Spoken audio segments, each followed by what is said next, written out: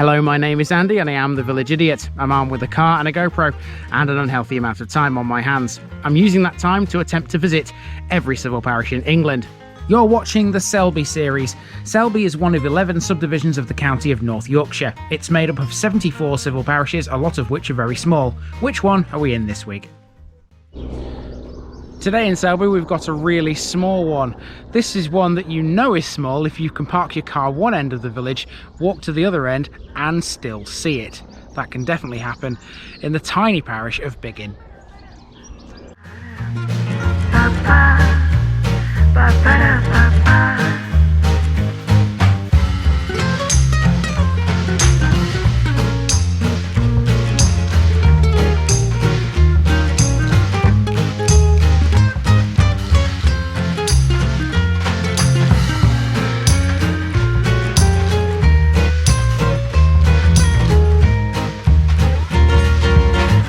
Here's my disclaimer for people who may be watching me for the first time. I say things as I would in my native accent and dialect. As a result, I may not pronounce things in the same way as the locals do. Remember, I'm a visitor. It's impossible to know everything.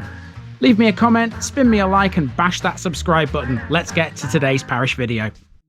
Today we've come to Biggin, a village and civil parish in the Selby district of North Yorkshire and historically part of the West Riding of Yorkshire until 1974. A very linear affair, Biggin is tiny, hugging Oxmoor Lane in a north to south fashion between the BE1222 road into Cawood and the eastern end of Church Fenton, close to the airfield. The Blacksmith Arms, the only trader in the village, lies along Oxmoor Lane. It was originally a normal house before being turned into a pub after it was sold in the late 19th century. That's very unusual, as normally we see pubs that have closed and become houses. It might be tiny, but Biggin has a close-knit community, and here's the parish notice board next to the pub. There's also a defib machine in the old BT telephone box. No red phone box here, this is a much more modern one. The area is fairly affluent, backed up by the average house price, which you can see in today's basic information section, coming up on your screens in a few moments' time.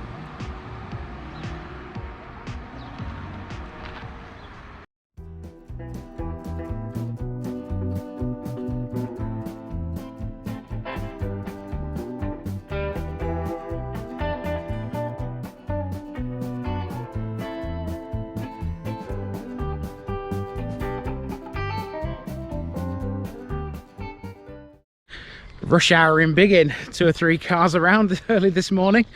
I didn't expect that. It's quite a sleepy little village. I thought it'd be quite quiet from start to finish, but yeah, there's a bit of activity about.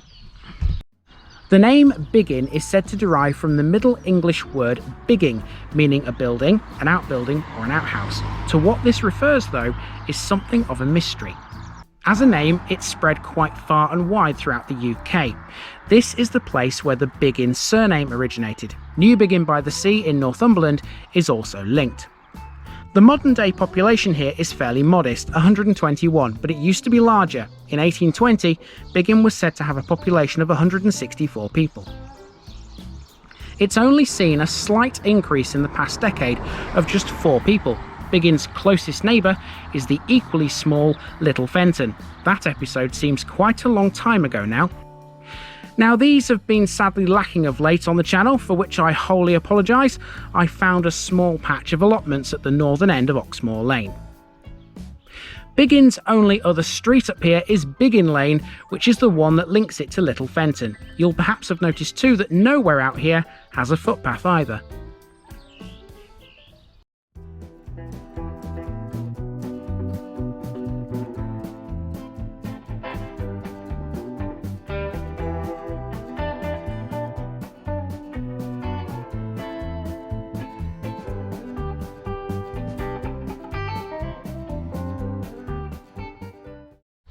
I suppose the fact there's a lot of traffic about is because we're not far from Church Fenton and we're also not far from Ulleskelf as well, both of which have got train stations. As far as Biggin goes though, it's the kind of place that people just drive through. I would have thought there isn't really much here.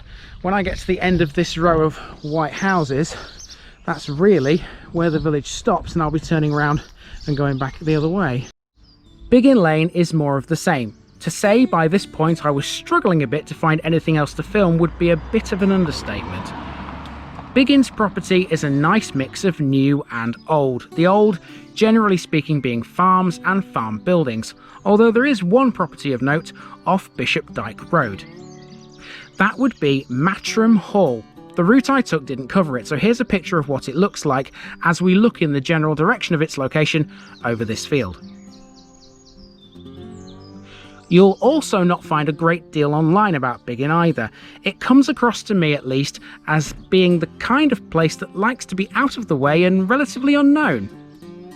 It's also not the kind of place that's known to ramblers either. Biggin doesn't have a great deal of trails or public rights of way, which made this one a little hard to plan for.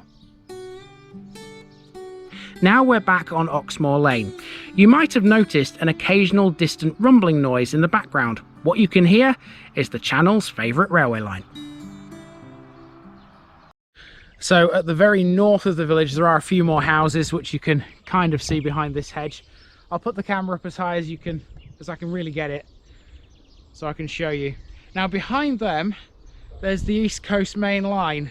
It runs through the eastern part of Biggin Parish, but there's nowhere here where we can actually stand and look at it. There's no bridge over it or anything like that. It just runs through it and there's no access points or anything like that, so we can't really see it in this episode. We will be seeing it however in a couple of the other excuse me, episodes around here. Yeah, it's around this area, so we will be seeing it again. Time to walk back from whence we came.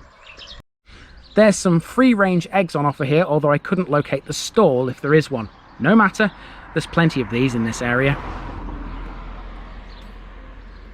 Biggin is too small to sustain any amenities of note barring the pub, but as we'll see shortly, that wasn't always the case. The nearest primary schools these days are located in Cawood and Sherburn. However, this building here used to be Biggin's school. It's now Benchmark Marketing Services. Now we're off up Little Lane, which was formerly known as Town Street. This is a dead end, but arguably this is the most interesting part of the entire village. This house on the bend is a former Wesleyan chapel, according to the stone you can see above the small triangular window. My sources tell me this dates to 1846. Also around here there's a former shop, and that's the white building you can see here. It's now a house. These two buildings are clear evidence of a once much larger settlement. So in some ways this is the village centre, because you have the old shop there, you have the old chapel here, and then the pub, which is literally just round the corner. Okay, I'm back to where I began, at the south of the village. To finish this one off, I'm going to drive out of the village to the south towards my next one with the camera on the dash. There isn't really much more to show you than what I've already shown you. Biggin is quite a small place here in Selby. Time for me to move on. There's no picture bit today. Hope you've enjoyed this one. I've been Andy, otherwise known as the Village Idiot. This has been the Parish of Biggin, and I'm out. Driving south out of the village, we're heading for Oxmoor Lane's junction with the B1222, which links Cawood to Sherburn in Elmet. This will pass Bridge Park on the right. Although you'll not see a great deal of it from the footage, Bridge Park is a small, rural, family-owned and run campsite and one of North Yorkshire's hidden gems. Bridge Park is so named because of the bridge nearby over the Bishop Dyke, a stream that marks part of Biggin's southern boundary as it flows north into the River Ouse.